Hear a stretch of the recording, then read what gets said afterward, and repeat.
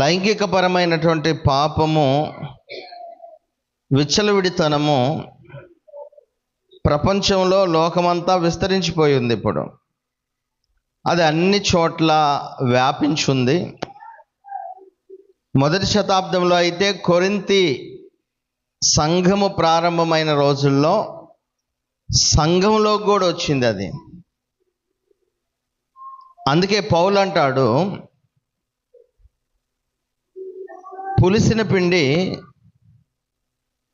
కొంచెమైనా ముద్దంతా పులియజేయును అంటుంది. దేనికంటే ఈ లోకంలో ఉన్నటువంటి లైంగిక పరమైనటువంటి పాపము, అపవిత్రత సమాజంలో మాత్రమే కాకుండా సంఘం దాకా వచ్చింది. అది సంఘంలో ఉన్నటువంటి మనుషుల్లో కూడా అది వచ్చింది. కాబట్టి పౌలు జాగ్రత్త చెబుతున్నాడు. అప్పటి నుంచి అది కొనసాగుతూనే వస్తుంది. సో భూమి ఉన్నంత వరకు చెడు అనేది లోకంలో ప్రబలిపోతూనే ఉంటుంది, లోకంలో ఉంటూనే ఉంటుంది. కనుక స్థానిక సంఘానికి, అంటే సంఘములోనికి మనం వచ్చిన తర్వాత ఆ చెడు ఏదైతే ఉందో అది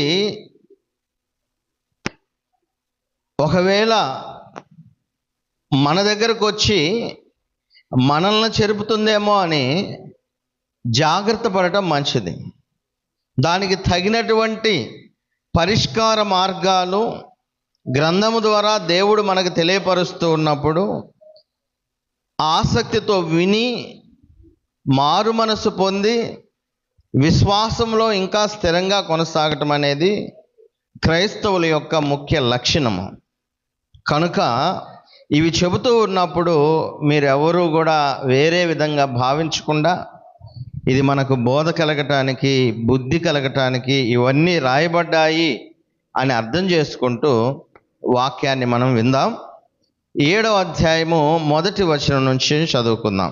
1వ వచనము, నా కుమారుడా, నా మాటలను మనసు నుంచుకొనుము, నా ఆజ్ఞలను నీ యొద్ద దాచిపెట్టుకొనుము.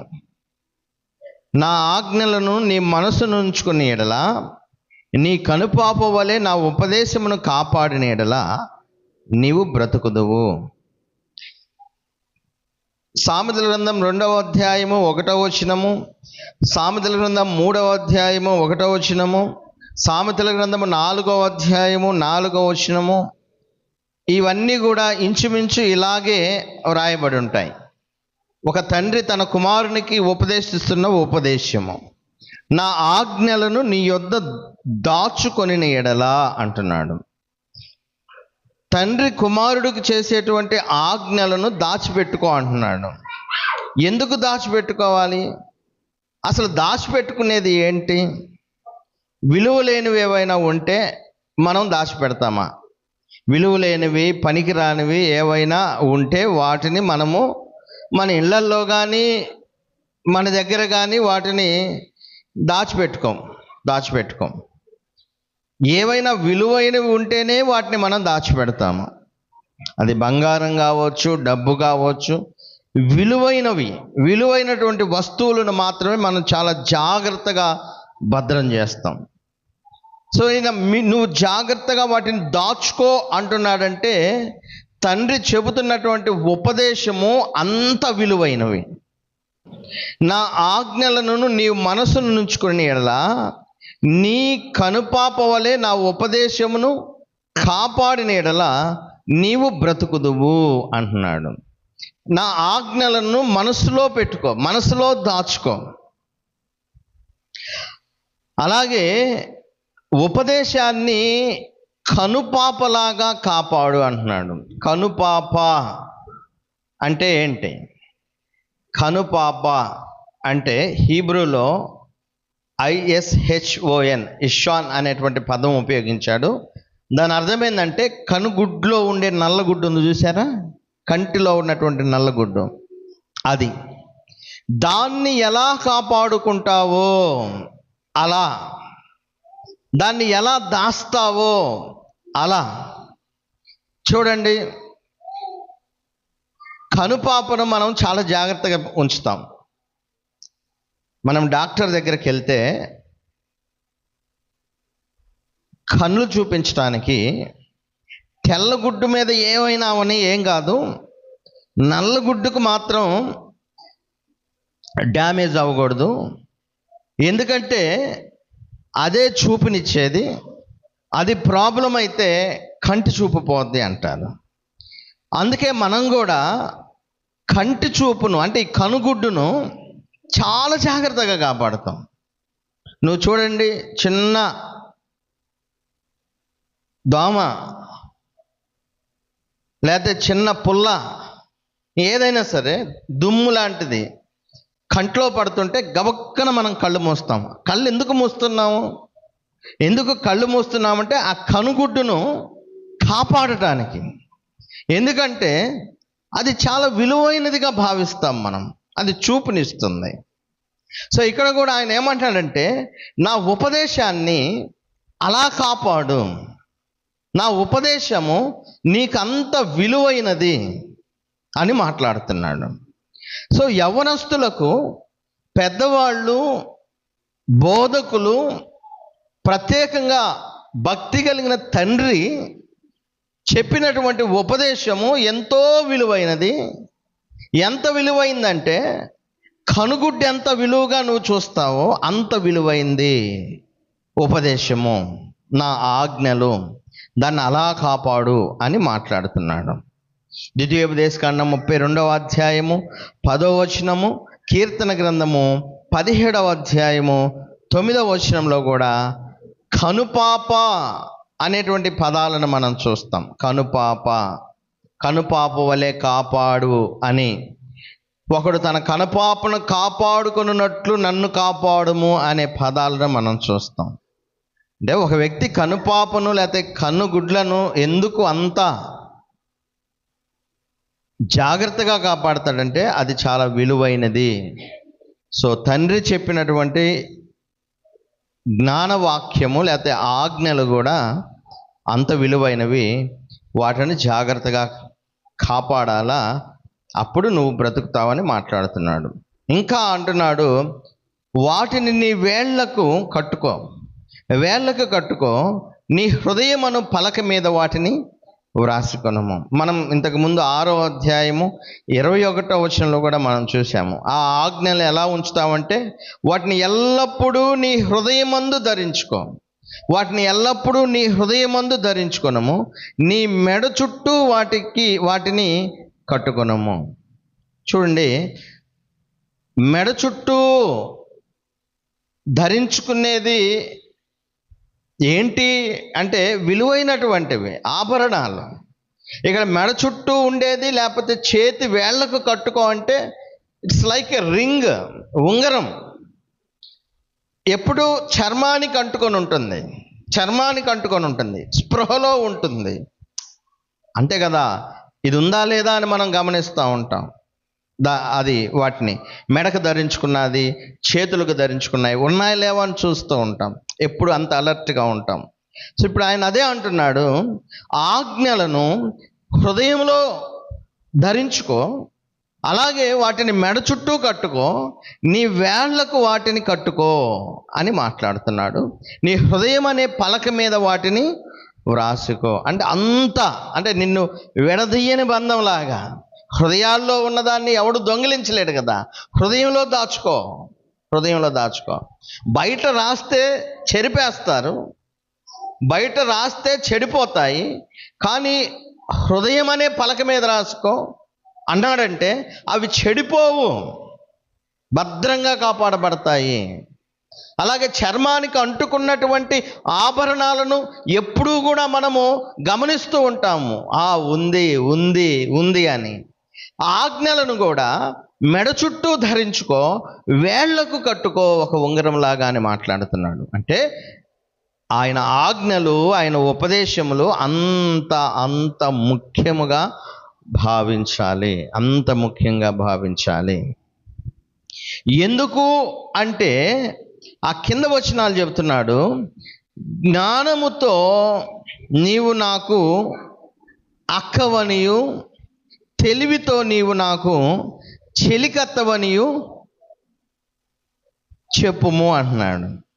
జ్ఞానాన్ని అక్కగా భావించు, అంటే అక్క అని చెప్పు. తెలివేదైతే ఉందో దాన్ని చెలికత్తవి అని చెప్పు అంటున్నాడు. చెలికత్త అంటే బెస్ట్ ఫ్రెండ్. ఎందుకు ఈ మాట అంటున్నాడు? జ్ఞానము, తెలివి.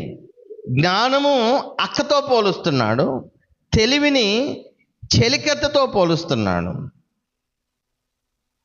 ఎందుకు అంటే అవి అంత ప్రాముఖ్యంగా పోల్చుకోండి అని ఎందుకు అంటున్నాడంటే, మీరు గమనించండి, మన బాగోగులు కోరేవారు ఎవరైనా ఉన్నారంటే, మన మంచిని కోరేవారు ఎవరైనా ఉన్నారంటే వాళ్ళలో ముఖ్యమైనటువంటి వాళ్ళు మన రక్త సంబంధులు, మన తోడబుట్టినటువంటి వాళ్ళు.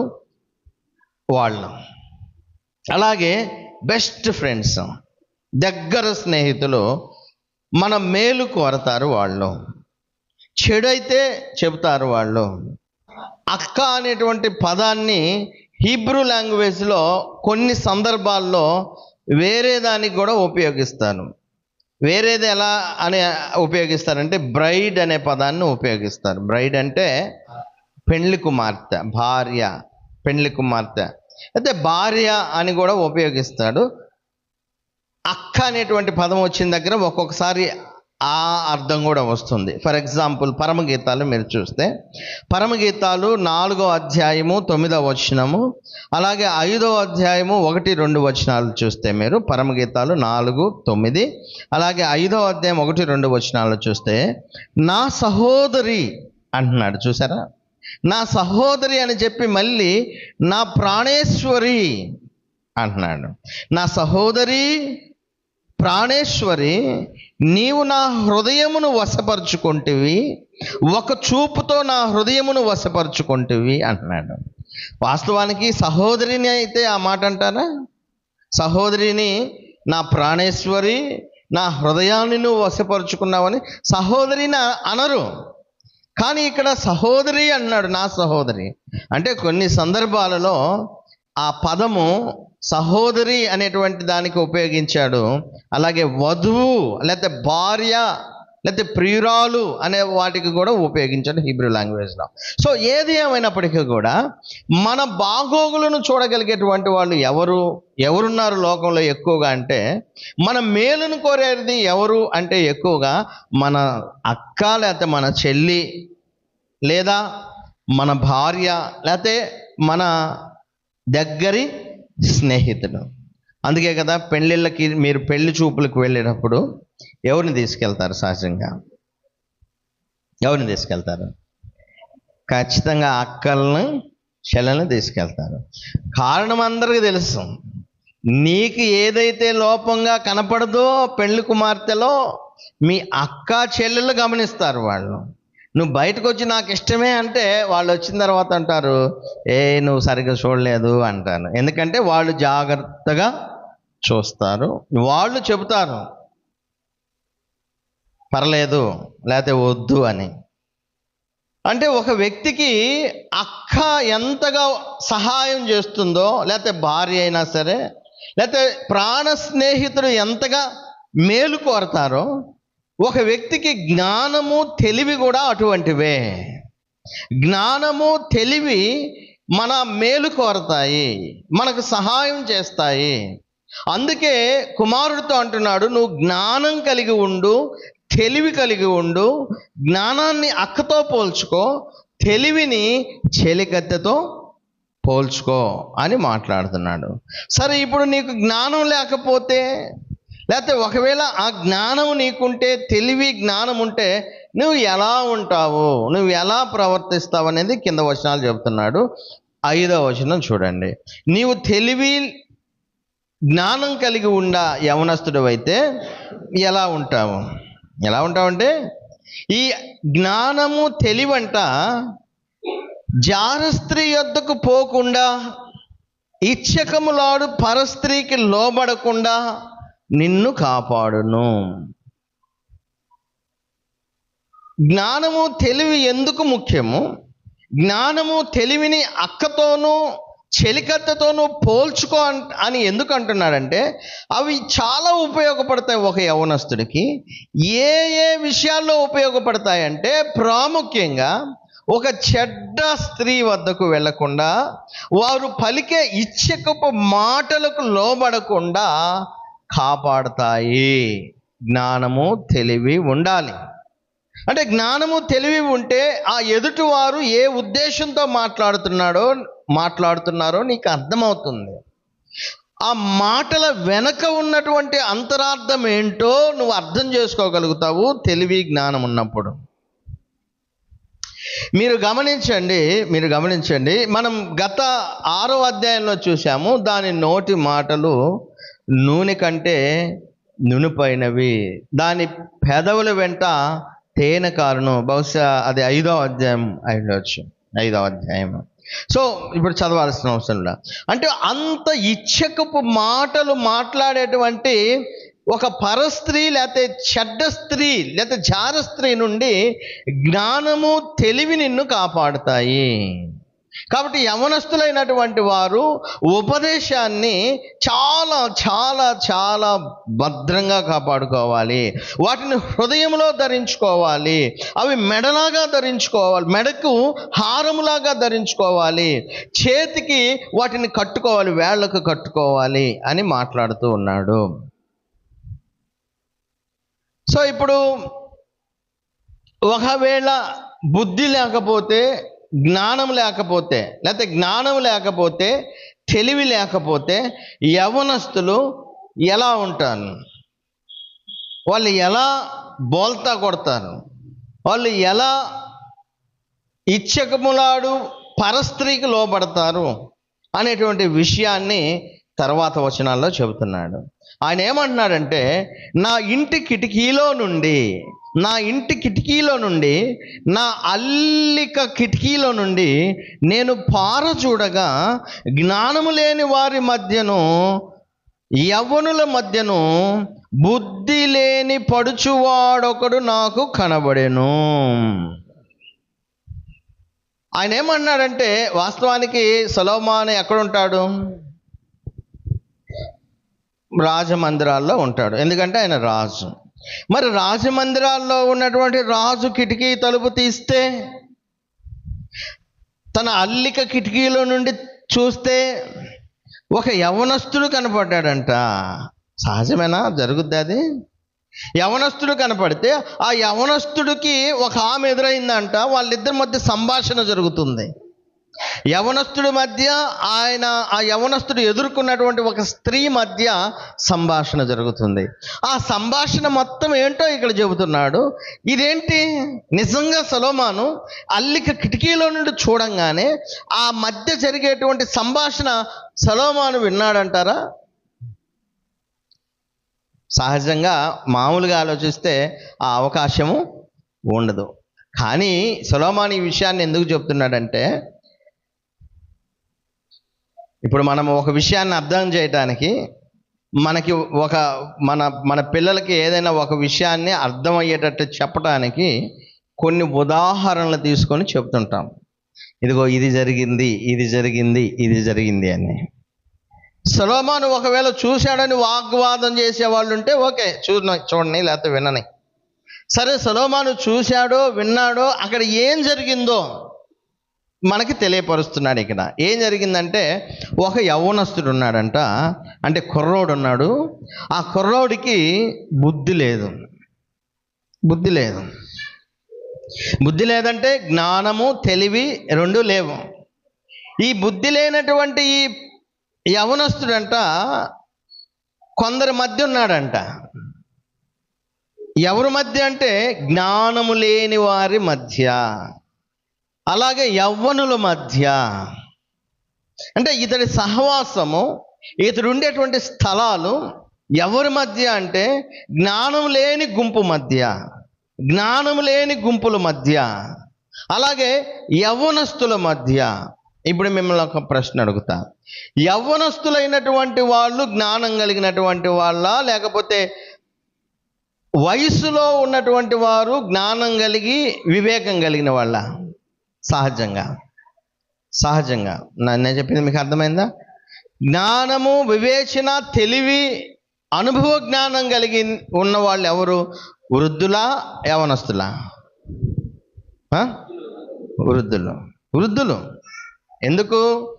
దే హావ్, వాళ్ళు ఆ స్టేజ్ నుంచి, యవ్వన స్టేజ్ నుంచి చూసుకుంటూ వచ్చినటువంటి వాళ్ళు. మధ్య వయస్కును వాళ్ళు చూశారు, వృద్ధాప్యంలోనికి వచ్చారు, అనుభవ జ్ఞానం కలిగినటువంటి వాళ్ళు. సో ఇక్కడ ఈ యవ్వనస్తుడైనటువంటి వాని యొక్క స్థితి గురించి మాట్లాడుతున్నాడు. ఇతడంట యవ్వనస్తుల మధ్య ఉన్నాడు. యవ్వనస్తుల మధ్య అంటే పెద్ద అనుభవ జ్ఞానం లేని వారి మధ్య ఇతనికి సహవాసం. రెండవది, జ్ఞానము లేని వారి మధ్య. అంటే ఇతడు ఎవరితో ఫెలోషిప్ చేస్తున్నాడో, సహవాసం చేస్తున్నాడో వాళ్ళకి జ్ఞానము లేదు. అంటే ఇతడు నేర్చుకునేది ఏమి లేదు. ఏదన్నా పెద్దోళ్ళు, జ్ఞానం కలిగిన వాళ్ళు, అనుభవజ్ఞులు, బోధకులు, సువార్థికులు, ఇప్పుడైతే సువార్థికులు, అప్పుడు గురించి మనం మాట్లాడుకున్నాం. అంటే బోధకులు, అటువంటి వారి మధ్య ఒకవేళ ఒక యవ్వనస్తుడుంటే ఆ యవ్వనస్తుడు తెలివి కలిగిన వాడు అనుకోవచ్చు. కానీ ఇక్కడ ఏమంటున్నాడంటే, జ్ఞానం లేని వారి మధ్య, యవ్వనుల మధ్య ఉన్న ఒక యవ్వనస్తుడు ఉన్నాడంట. వాడంట ఏం చేస్తున్నాడంటే సంధ్య వేళ, పొద్దు గుంకిన తర్వాత, చిమ్మ చీకటి గల రాత్రి వేళ వాడు జార స్త్రీ సందు దగ్గరనున్న వీధిలో తిరుగుచుండెను, దాని ఇంటి మార్గమున నడుచుచుండెను. బుద్ధిహీనత అనేదాన్ని ఒక్కొక్కసారి దేంతో పోలుస్తారంటే, బుద్ధి లేనితనాన్ని. ఓడ అడుగు భాగం బరువు లేకుండా సముద్రంలోనికి ఓడ నడపడానికి పోయినోడుతో సమానం. అంటే బుద్ధి అంటే ఇప్పుడు ఓడ అడుగు ఉంది, అడుగు భాగం బరువు లేకుండా సముద్రంలోకి పోయి నడుపుతారా? ఎందుకు నడపలేరు? తేలిపోద్ది, పడిపోద్ది కింద, దానికి బరువు లేదు కాబట్టి. బుద్ధి లేనటువంటి వారు ఇట్లానే వాళ్ళకి అర్థం కాదు ఈ సామెత అన్నమాట. ఇట్లా ఉంటాను, ఓడ అడుగు బాగాన బరువు లేకుండా సముద్రంలోకి పోయి పడవ నడిపిన వాడితో సమానంగా. సో ఇటువంటి వాడు, వీడి పరిస్థితి ఏంటంటే, సాయంత్రం అయింది అనుకోండి, సాయంత్రం అవ్వంగానే, చీకటి పడంగానే, సంధ్య వేళ పొద్దుగుంకి చీకటి పడంగానే ఇక వాడి అడుగులు ఎక్కడికి పోతున్నాయి అంటే, జార స్త్రీ సందు దగ్గరనున్న వీధిలో తిరుగుచుండెను, దాని ఇంటి మార్గమున నడుచుచుండెను. సాయంకాలం, సహజంగా సాయంకాలం అయితే కుటుంబంలో ఉన్నటువంటి పెళ్ళైనటువంటి వారు కావచ్చు, యవ్వనస్తులు కావచ్చు, ఎవరైనా కావచ్చు, సాయంకాలానికి ఎక్కడ ఉంటారు? సాయంకాలం అయితే ఎక్కడ ఉంటారు? సహజంగా ఇంటి దగ్గర ఉంటారు, అంతే కదా. సాయంకాలానికి ఇంటికి వస్తారు. వివాహమైనటువంటి వాళ్ళకైతే భార్య ఉంటుంది, పిల్లలు ఉంటారు, వారికి బాధ్యతలు ఉంటాయి. అది యవనస్తులైనా సరే, పెద్దవారైనటువంటి తమ తల్లిదండ్రులకు, పెద్దవాళ్లకు చెప్పాలి, ఎక్కడి నుంచి వస్తున్నావు, ఏం పని చేసి వచ్చావు, ఎంత సంపాదించుకొని వచ్చావు, ఏంటి అనేది సహజంగా. మరి ఇప్పుడు పరిస్థితులు మారిపోయినాయేమో కానీ అప్పుడు సంగతులు అయితే సాయంకాలం మనకి తెలిసిన విషయాలు ఏంటంటే, సాయంకాలం అయ్యేసరికే ఎక్కడ ఉండాలా? ఇంటి దగ్గర ఉండాలా. బాధ్యత కలిగినటువంటి వాళ్ళు చేసేటువంటి పని. కానీ ఈ యవనస్తుడు, బుద్ధి లేనటువంటి వాడి యొక్క అడుగులు ఎడిపోతున్నాయంటే ఇంటి దగ్గర లేవు. ఇతని అడుగులు ఎడిపోతున్నాయంటే సంధ్య వేళ, పొద్దుగుంకిన తర్వాత, చిమ్మ చీకటి గల రాత్రి వేళ వాడు జార స్త్రీ సందు దగ్గరనున్న వీధిలో తిరుగుచుండెను, దాని ఇంటి మార్గమున నడుచుచుండెను. అదేంటి, వాడు అటే ఎందుకు వెళ్ళాలా? ఇంకొక మార్గంలోకి వెళ్ళొచ్చు కదా. అంటే ఇక్కడ రెండు విషయాలు అర్థం చేసుకోవాలి. ఒకటి, వాడికి బుద్ధి జ్ఞానము లేదు. రెండవది, ఒక విషయాన్ని గమనించాలి, చెడు అనేది ఒకప్పటికి కాకపోయినా మరొకప్పటికి ఖచ్చితంగా బయటకు పొక్కిద్ది. అది అందరికీ తెలుస్తుంది, అది అందరూ గమనిస్తారు. ఇప్పుడు ఒక ఈడు జార స్త్రీ సందు దగ్గరే పొంచున్నాడంటే అర్థమైంది. అర్థం ఏంటి? వీడికి ఆ స్త్రీ చెడ్డదని తెలుసు, అది విషయం.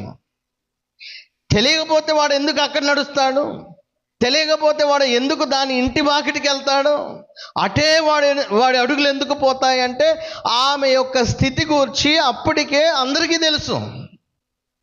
చెడ్డతనం అనేది ఎక్కడ దాగదండి. ఎప్పుడో ఒక రోజున వాళ్ళ యొక్క చెడ్డ స్థితి అందరికీ తెలుస్తుంది. దానికి తగినటువంటి పర్యవసానాలు కూడా వాళ్ళ చుట్టూ తిరుగుతూనే ఉంటాయి. సో ఇప్పుడు యవనస్తుడు బుద్ధి లేనోడు అక్కడికి ఎందుకు వెళ్తున్నాడంటే అక్కడ తెలుసు, ఆ స్థితి తెలుసు కాబట్టి, ఆమె స్థితి తెలుసు కాబట్టి అక్కడే తిరుగుతున్నాడంట. అంతటా వేశ్యావేషము వేసుకొనిన కపటము గల స్త్రీ ఒకటి అతన్ని ఎదుర్కొని వచ్చాను. వేశ్యావేషము వేసుకొని, ఇక్కడ ఈమె వేశ్య కాదు. నేను లాస్ట్ 6వ అధ్యాయంలో మీకు చెప్పాను, వేశ్య అంటే ఎవరంటే డబ్బుల కోసము తన దేహాన్ని అమ్ముకునేవాళ్ళు. జీవితం దీనికి ప్రాస్టిట్యూషన్ అంటారు, దీనికి అప్పగించినటువంటి వాళ్ళు వేశ్యలు అంటారు వీళ్ళని. సో ఇక్కడ ఈమె వేశ్య కాదు, వేషం వేసుకుందంతే. ఈమె ఎవరంటే she had already married, she is a married woman, వివాహమైనటువంటి స్త్రీ. ఎందుకో నేను తర్వాత చెప్తాను. ఈమె వివాహమైనటువంటి స్త్రీ, వేశ్య కాదు. ఒక వివాహము అంటే ఒక గౌరవప్రదమైంది. వివాహం అనగానే మనకు గుర్తు రావాల్సింది ఏంటంటే వివాహం అన్ని విషయంలో ఘనమైనది, గౌరవప్రదమైంది, ఘనమైనది అని దేవుడే సర్టిఫై చేశాడు. దీనిలో అపవిత్రత ఉండదు. సో ఈ పవిత్రమైనది లేకపోతే ఈ ఘనమైనటువంటి దానిని తప్పుడు మార్గంలోనికి పోయేటువంటి వాళ్ళు కప్పి పుచ్చుకోవటానికి వేషం ధరిస్తారు. సో ఇక్కడ ఈమె వివాహమైంది కానీ వేషం ధరించింది. వాస్తవంగా ఆ రోజుల్లో మీరు ఆదికాండం చూడండి, ఆదికాండం చూస్తే వేశ్యలు అనేటువంటి వాళ్ళు ఆ రోజుల్లో ఉండేవాళ్ళు. పడుపు వృత్తి చేసుకునేవాళ్ళు, డబ్బులకి చేసేవాళ్ళు ఉండేవారు. వాళ్ళకి సపరేట్ డ్రెస్ ఉండేది. వాళ్ళకి జనాలకి అర్థం అవుద్ది వీళ్ళు వేశ్యలు అని. వాళ్ళు ఒక ముసుగు లాంటిది ఏదో ధరించేవాళ్ళు, అదొక వేషం. ఆ వేషంతో వాళ్ళు వీళ్ళు అని జనాలకు అర్థమయ్యేది ఆ రోజుల్లో. సో ఇప్పుడు ఈమెం చేసిందంటే వివాహమైందే కానీ వేషలాంటి వేషం వేసుకొని వచ్చి వాడి ముందు నిలబడింది. ఆమె ఎటువంటిదంటే కపటము గల స్త్రీ అని మాట్లాడుతుంది. కపటము. ఈమె ఎటువంటిది? బొబ్బలు పెట్టున్నది, హౌలింగ్. లేకపోతే బొబ్బలు అంటే అట్లగాడ తీసుకున్న బొబ్బలు కాదు, ఇక్కడ అరవటం, గట్టిగా అరవటం, ఎక్కువగా గొంతు వేసుకొని అరిచేటువంటి ఆమె. బొబ్బలు పెట్టున్నది, స్వేచ్ఛగా తిరుగునది, దాని పాదములు దాని ఇంట నిలవవు. ఒకప్పుడు ఇంట ఎదుటను, ఒకప్పుడు సంత వీధుల్లోనూ అది ఉండును, ప్రతి సందు దగ్గరను అది పొంచి ఉండును. సో ఈమె యొక్క స్థితి గురించి మాట్లాడుతున్నాడు ఇక్కడ. ఈమె స్థితి ఏంటి అంటే, ఈ బుద్ధి లేనివాడు ఏ విధంగా ఇంటి దగ్గర పాదాలు నిలవో, ఈ కపటము కలిగిన వేశ్యావేషము వేసుకొనిన చెడ్డ స్త్రీ యొక్క పాదాలు కూడా ఇంటి దగ్గర నిలవు. ఇవి ఎక్కడెక్కడ తిరుగుతాయంటే ఎక్కడైనా తిరుగుతాయి. అంటే she has no fear of husband or parents అండి. అంటే పెద్దోళ్ళ యొక్క భయము కానీ భర్త భయం కానీ లేనటువంటి ఆమె అని చెప్పాలి. భయము అంటే కొడతాడని కాదు, గౌరవముతో కూడిన భయం. కొట్టే భయాలు ఉండవు, గుర్తుపెట్టుకోండి. కొట్టించుకుంటారంటే నిజంగా భయపడరు.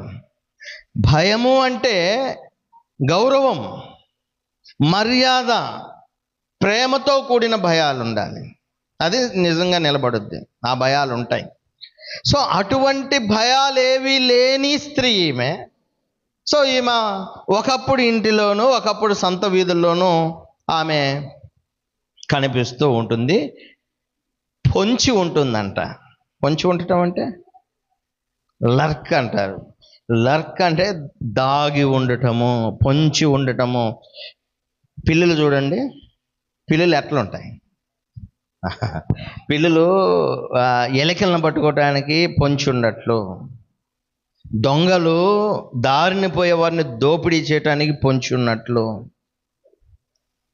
ఎదుటి వారిని చంపటానికి పొంచి ఉన్నట్లు, షీ వెయిట్స్ అన్నమాట, పొంచి ఉంటుంది. ఆమంట వాడిని పట్టుకొని ముద్దు పెట్టుకొనేను, సిగ్గుమాలిన ముఖం పెట్టుకొని ఇట్లా నేను అంటే ఈమెకి రెండవది, ఈమెకు ఉన్నటువంటి విషయం ఏంటంటే షేమ్ లేదంట. అంటే సిగ్గు అనేది లేదు, సిగ్గు తెలియదు ఈమెకు. ఇర్మియా గ్రంథం 3వ అధ్యాయము 3వ వచనం ఒకసారి చూడండి. ఇర్మియా గ్రంథము 3వ అధ్యాయము 3వ వచనం చదువుదాం. 3:3 కావున వానలు కురియక మానెను, కడవరి వర్షము లేకపోయి ఉన్నది, అయినను నీకు వ్యభిచార స్త్రీ ధైర్యము వంటి ధైర్యము గలదు, సిగ్గుపడనొల్లకున్నావు. ఇశ్రాయేలీలు దేవుని మాటను విననటువంటి ఇశ్రాయేలీలను గూర్చి మాట్లాడుతూ వాళ్ళని ఎవరితో పోలుస్తున్నాడంటే వ్యభిచార స్త్రీతో పోలుస్తున్నాడు. వ్యభిచార స్త్రీలు ఎలా ఉంటారంటే వాళ్ళకి ధైర్యం ఎక్కువ, సిగ్గుపడరు. అంటే ధైర్యంగా ఉన్న వాళ్ళందరూ ఇదని కాదండి. ఎందుకంటే గుణవతి అయినటువంటి భార్య కూడా ధైర్యం కలిగిన ఆమె. ఎందుకు?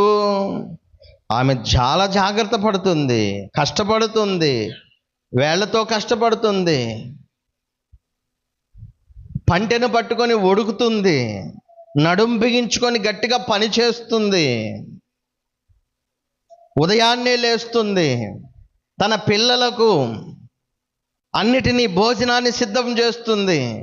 వర్తకపు ఓడలు దూరం నుంచి ఆహారం తెచ్చినట్లు ఈమె ఆహారాన్ని తీసుకొస్తుంది. అంటే జ్ఞానం కలిగినటువంటి స్త్రీ కూడా ధైర్యం కలిగిందే, కానీ ఆమె ధైర్యం వేరు, ఈమె ధైర్యం వేరు.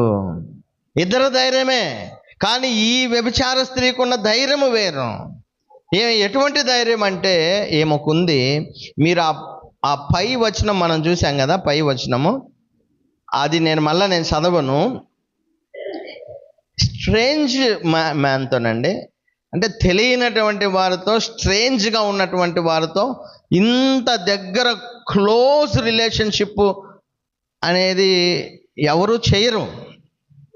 దానికి తొందరపడరు, భయపడతారు. ఇంత క్లోజ్ రిలేషన్షిప్లోకి రావటానికి భయపడతారు స్త్రీలు. కానీ ఈమెకి భయం లేదు, అలాగే సిగ్గు కూడా లేదు.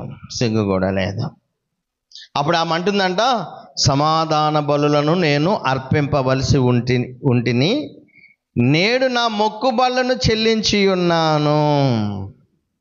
చూడండి, సమాధాన బలులను నేను అర్పింపవలసి ఉంటిని, నేడు నా మొక్కుబళ్ళు చెల్లించి ఉన్నాను.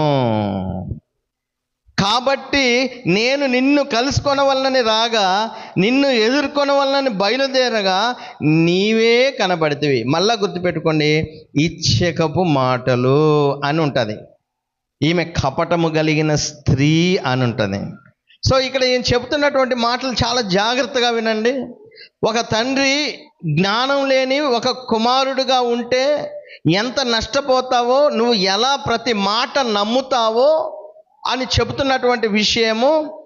సో ఆమె ఏం చెబుతుందంటే, నేను ఇప్పుడే సమాధాన బలులను నేను అర్పింపవలసి ఉంటిని, నేడు నా మొక్కు బలను చెల్లించి ఉన్నాను. దీన్ని పీస్ ఆఫరింగ్ అంటానండి. పీస్ ఆఫరింగ్ అనేది పాత నిబంధనలో ఎందుకు ఇస్తారంటే, చూడండి, సమాధాన బలులు లేకపోతే కృతజ్ఞతార్పణలు, మొక్కుబళ్ళు అంటాను.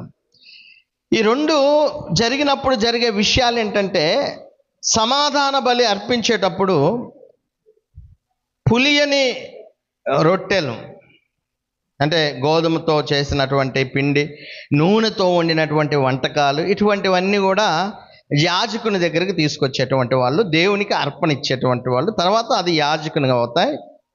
కానీ బలి అర్పించిన పశువు ఉంటుంది చూసారా, పశువును బలిస్తారు. ఆ బలి అర్పించినటువంటి పశువును మాత్రము వీళ్ళు తీసుకొని ఆ రోజే దాన్ని తినాలి. ఒకసారి లేవీకాండం మీరు చూడండి. లేవీకాండము 7వ అధ్యాయము 11 నుంచి 21 మొత్తం చదవద్దు, 15వ వచనం వరకు చదవండి. 15వ వచనం 7వ అధ్యాయం, లేవీకాండము 7వ అధ్యాయము 15వ వచనము. సమాధాన బలిగా తాను అర్పించు కృతజ్ఞత బలి పశువును అర్పించు దినమునే ఏం చేయాలి? దాని మాంసమును తినవలెను. చాలు. ఇక్కడ విషయం ఏంటో తెలుసా? ఏం చెప్తుందో తెలుసా? 2 విషయాలు ఆడికి చెబుతుంది. 2 విషయాలు ఆడికి చెబుతుంది. ఏంటంటే, ఒకటి, నేను భక్తిపరురాల్ని, first of all she is a devotee woman అని చెబుతుంది. అంతే కదా? ఇప్పుడు మొక్కుబళ్ళు చెల్లించేది, లేకపోతే పీస్ ఆఫరింగ్ అంటే సమాధాన బలులు అర్పించేది ఎవరు? మీకు అర్థం కావటానికి, పాటలు, చర్చికి వచ్చి పాటలు పాడేది, లేకపోతే ప్రభురాత్రి భోజనం తీసుకునేది, కానుకలు ఇచ్చేది ఎవరు? భక్తులు. బయట వాళ్ళు వస్తారా? రారు కదా, వాళ్ళకేం పని లేదు కదా దీంతో. ఇక్కడ కూడా అదే.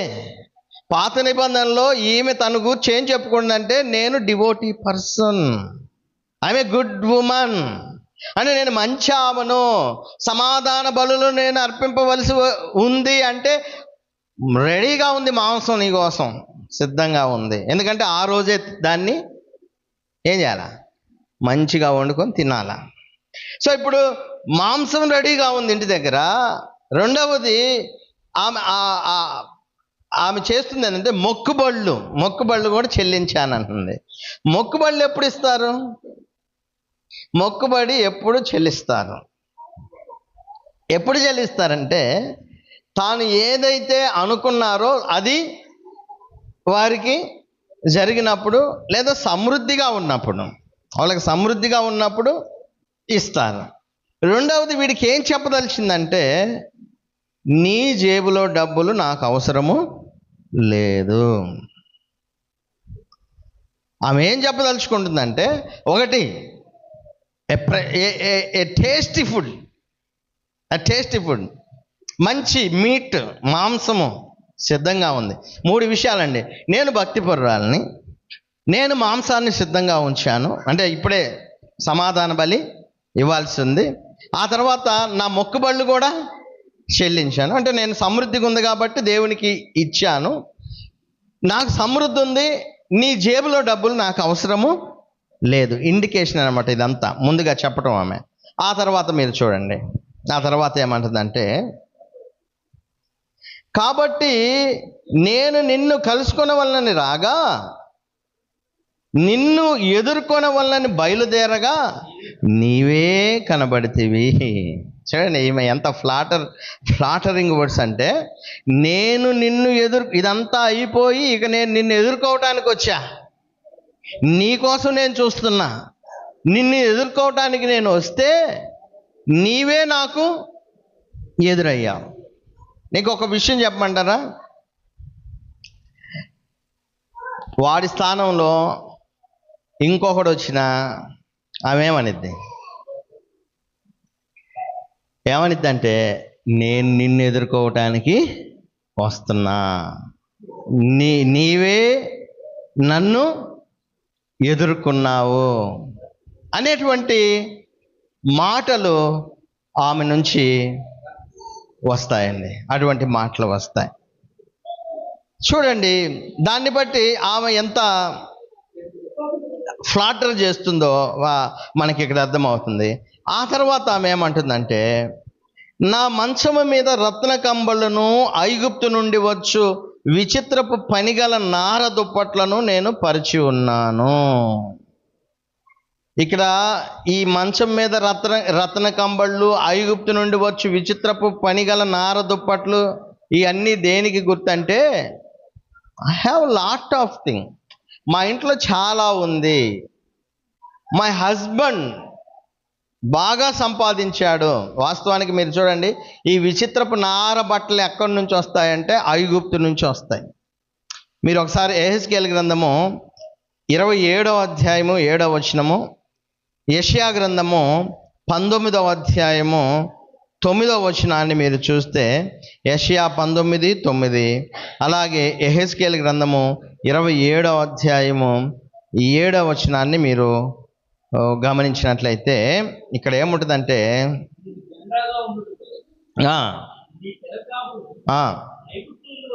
ఐగుప్తు నుండి వచ్చిన విచిత్రపు పనిగల అవిస నార బట్టతో చేయబడును. ఆ పైన 19:9 యెషయాలో ఏమంటాడంటే, దువ్వెనతో దువ్వబడు జనప నార పని చేయువారును తెల్లని బట్టలు నేయువారును సిగ్గుపడుదురు. ఐగుప్తును గురించి మాట్లాడుతున్నాడు ఇక్కడ. సో ఆ రోజుల్లో ఈజిప్ట్ అనేటువంటి దేశంలో ఇంత విలువైనటువంటి వస్త్రాలు వచ్చేవి. విచిత్రపు పని కలిగినటువంటి దుప్పటాలు, మంచి మంచి రత్న కంబళ్ళు, ఇవన్నీ ఎవరి దగ్గర ఉంటాయంటే బాగా ధనం కలిగినటువంటి వాళ్ళ దగ్గర ఉంటాయి. సో ఇక్కడ ఏం చెబుతుంది, ఈ బుద్ధి లేనోడికి ఏం చెబుతుందంటే, ఒరేయ్ ఇదిగో నేను భక్తిపరురాల్ని, సమాధాన బలులు అర్పించి వచ్చాను, మాంసం సిద్ధంగా ఉంది, నేను మొక్కుబళ్ళు చెల్లించాను, నీ జేబులో డబ్బులు నాకు అవసరం లేదు, నాకు బాగానే ఉంది. ఆ తర్వాత మా ఇంట్లో పరిస్థితిని చూస్తే అది చాలా బాగుంది, అసలు నీకు ఇబ్బందే లేదు. ఐగుప్తు నుండి వచ్చే విచిత్రపు పనివి, అంటే విచిత్రపు పనితో చేయబడిన దుప్పటాలు అన్నీ పరిచిపెట్టి ఉంచాను అని చెబుతుంది. ఆ తర్వాత ఆమె ఏమంటుందంటే,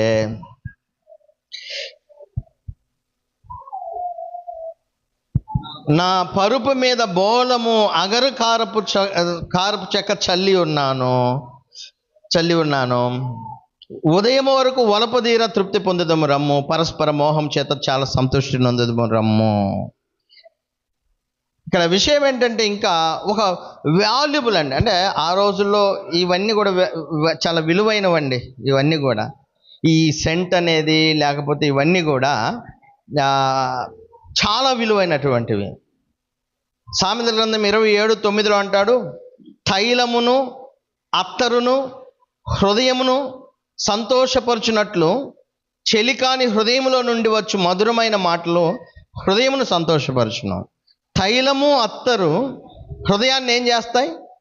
సంతోషపెడతాయి. సో ఇప్పుడు ఈ సెడ్యూసింగ్ వర్డ్స్ ఎట్లా ఉంటుందంటే, అక్కడికి రా, నీ పరిస్థితి మామూలుగా ఉండదు.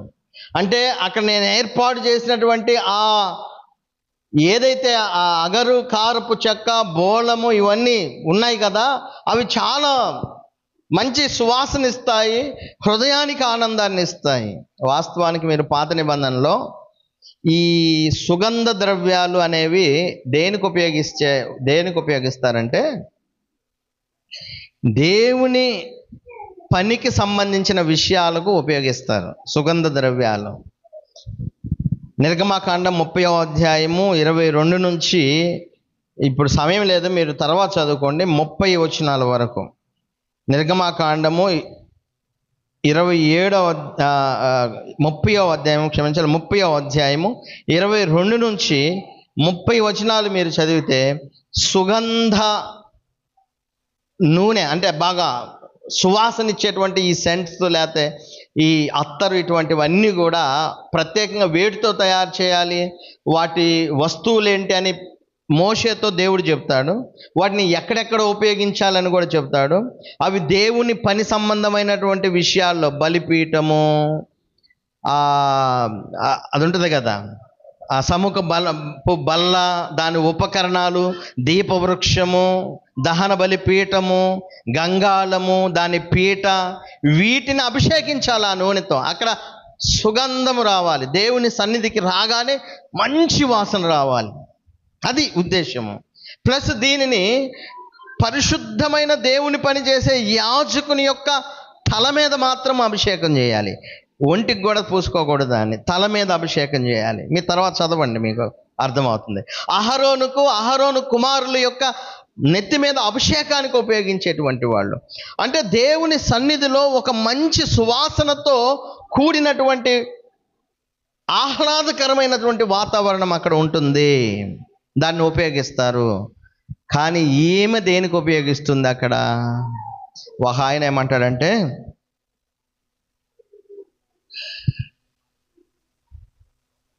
దేవుని సన్నిధిలో, అంటే దేవుని సన్నిధిలో సుగంధ పరిమళ వాసన ఉంటుంది, కానీ వ్యభిచార స్త్రీ లేకపోతే వ్యభిచార పురుషుని యొక్క వస్త్రాలు లేకపోతే ఇంకొకటి దుర్గంధముతో, పాపపు దుర్గంధముతో నింపబడి ఉంటాయి.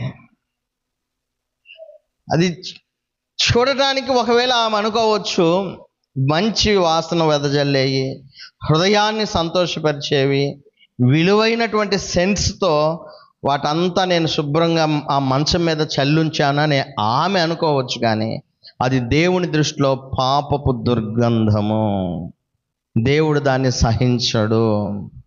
అది దేవునికి ముక్కు పుటాలకు దుర్గంధాన్ని వెదజల్లుతుంది, వ్యభిచారం అనే ఆ కార్యక్రమము.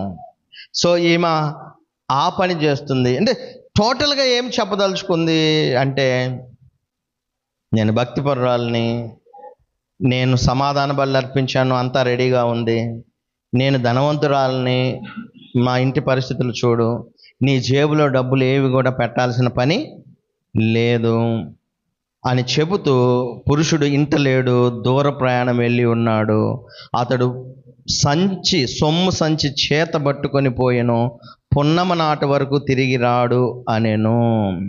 చూడండి, అంటే ఒక సర్టెన్ టైం కూడా చెబుతుంది ఆమె. అంటే ఇప్పుడు భయపడాల్సిన పని లేదు, సడన్ ఎంట్రీలో ఉండదు ఇక్కడ, సడన్ ఎంట్రీ ఉండదు, సడన్గా వస్తాడు అనేది ఏమి ఉండదు. వెళ్ళిపోయాడు, పలానా టైము, పున్నమ నాట వరకు, అంటే లాంగ్ టైం, రాడు. అంటే ఆమె ఏం చెప్పదలుచుకుంది? నువ్వు భయపడాల్సిన పని లేదు, ఎవరు మనల్ని చూడరు, ఎవరు మనల్ని చూడరు. మీరు ఇంకా గమనించాలి, ఆమె చెప్తున్న విషయం ఏంటంటే, ఎందుకు ఒక వ్యక్తి దూర ప్రాంతం వెళ్తాడంటే ఫర్ ద బిజినెస్ పర్పస్, ఏదైనా ఒక బిజినెస్ అవ్వచ్చు, లేదా టు బై సంథింగ్, అక్కడ నుంచి ఏమన్నా, అంటే సొమ్ము సంచి చేత పట్టుకోవటం. సొమ్ము సంచి చేత పట్టుకునేది ఎందుకు?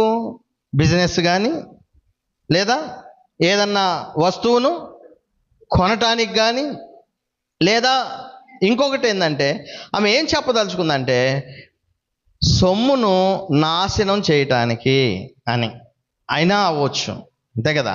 సొమ్ము సంచి చేత పట్టుకున్నాడంటే సొమ్మును నాశనం చేయటానికి వెళ్ళాడు, సొమ్మును నాశనం చేయటానికి.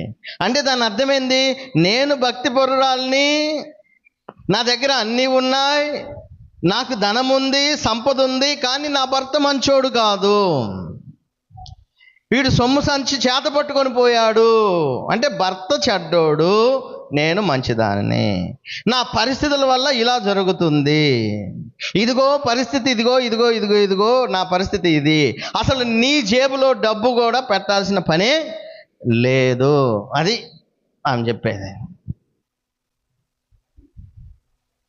అందుకే ఆ కింద వచనాల్లో అంటాడు, అది తన అధికమైన లాలన మాటల చేత వానిని లోపరుచుకొనెను, తాను పలికిన ఇచ్చికపు మాటల చేత వానిని ఈడ్చుకొని పోయెను.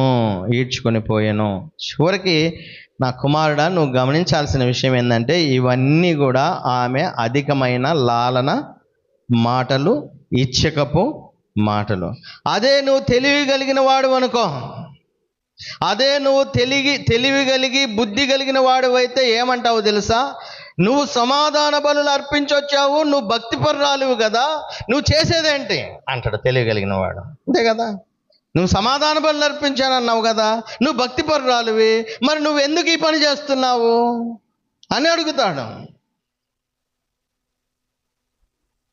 ఇలా చెప్పుకుంటూ పోతే చాలా ఉన్నాయి. వాడు తెలియగలవాడైతే చాలా అడుగుతాడు ఆమెను.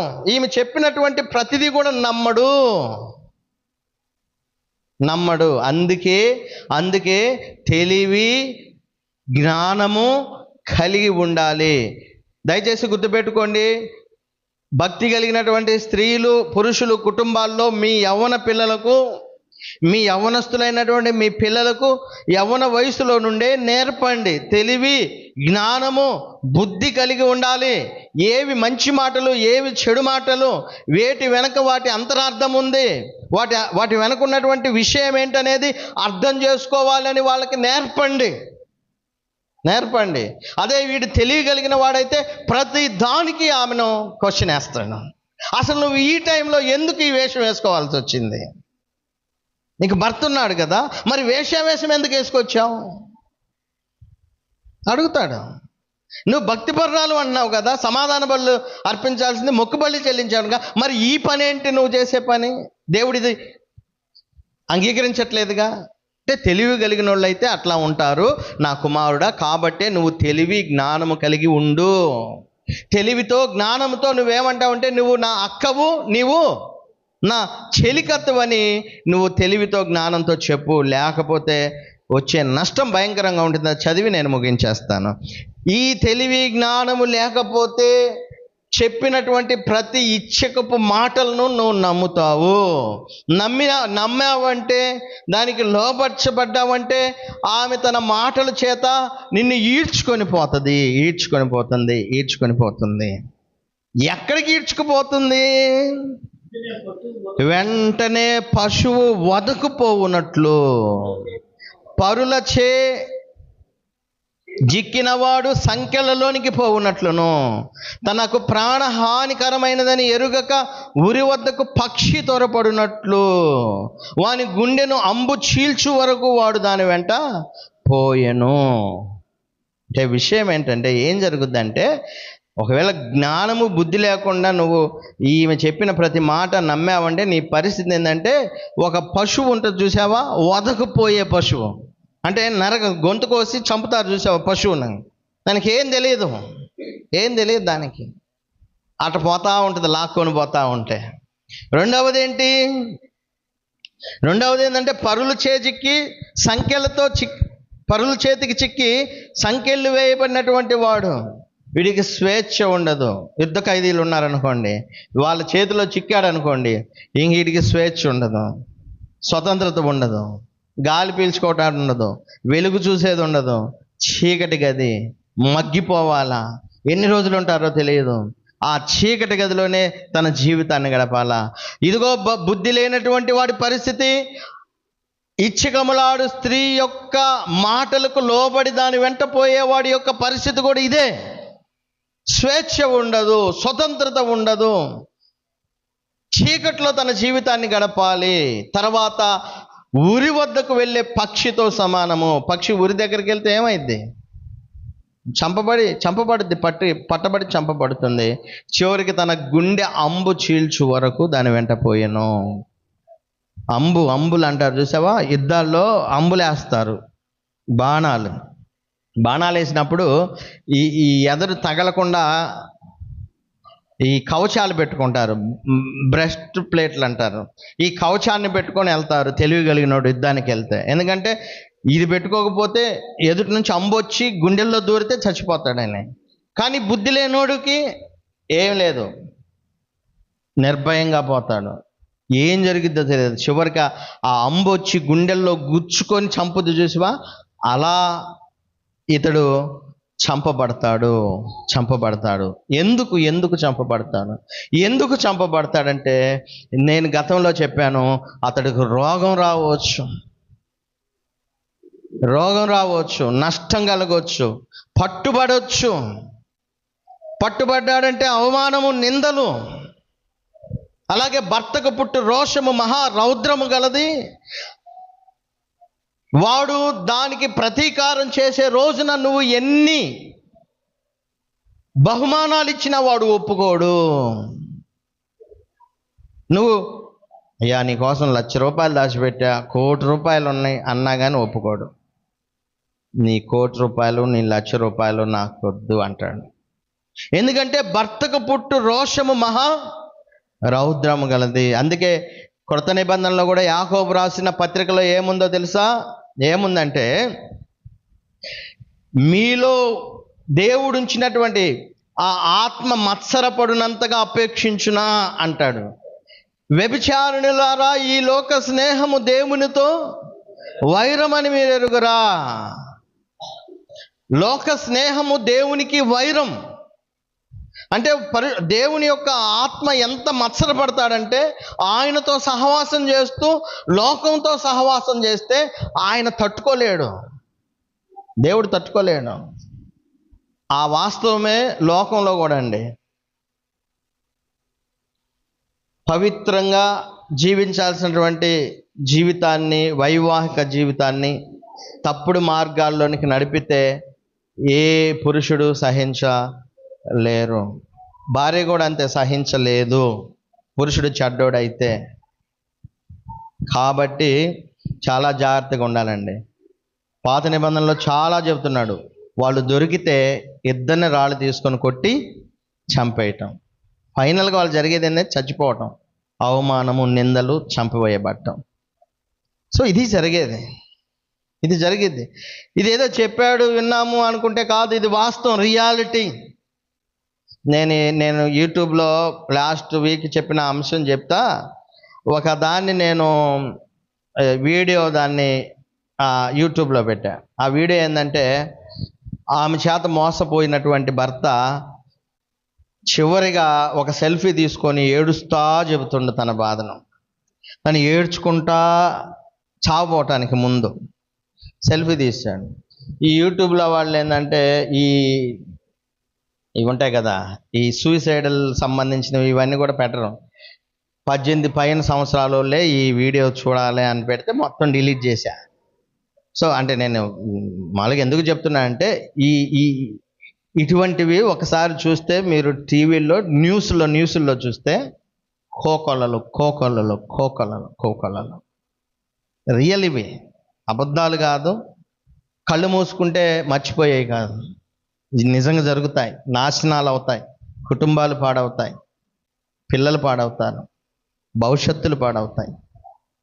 అంటే క్రైస్తవులమైనటువంటి మనకి బైబిల్ ఏం చెప్తుందంటే, ఒక మంచి బోధ చెప్తుంది. మంచి బోధ చివరిగా అంటున్నాడు, ఇంకా ఇవన్నీ వద్దు, అది గాయపడి పడద్రోసిన వారు అనేకులు, అది చంపిన వారు లెక్కలేనంత మంది, నువ్వు ఒక్కడవే కాదు చాలామంది చంపిన వాళ్ళు అని మాట్లాడుతూ, దాని ఇల్లు పాతాళమునకు పోవు మార్గము, ఆ మార్గము మరణశాలకు దిగిపోవును.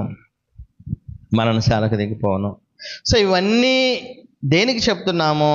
ఇవన్నీ ఎందుకు చెప్తున్నాము? మనం మంచి కదా.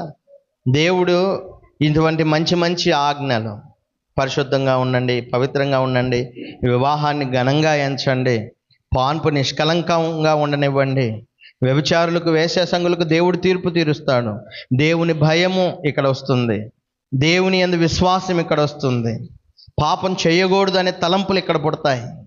అందుకే చర్చికి రండి, ప్రార్థనకు రండి, తీసుకురండి, కుటుంబాలుగా రండి అని ఎందుకు చెప్తున్నామంటే, ఇక్కడికి వచ్చి మనం మంచి విషయాలు నేర్చుకొని పాపానికి దూరంగా ఉండి ఒక ప్రత్యేకమైన జీవితాలు జీవిస్తాం.